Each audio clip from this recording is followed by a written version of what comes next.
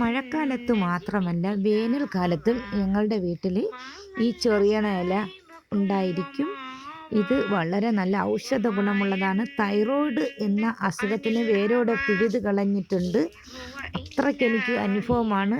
BP ഇലക്കറികളൊക്കെ ധാരാളം കഴിച്ചപ്പോൾ എൻ്റെ BP വരെ പോയി. ഇപ്പം ഞാൻ ഒരു ഗുളിക പോലും കഴിക്കാറില്ല.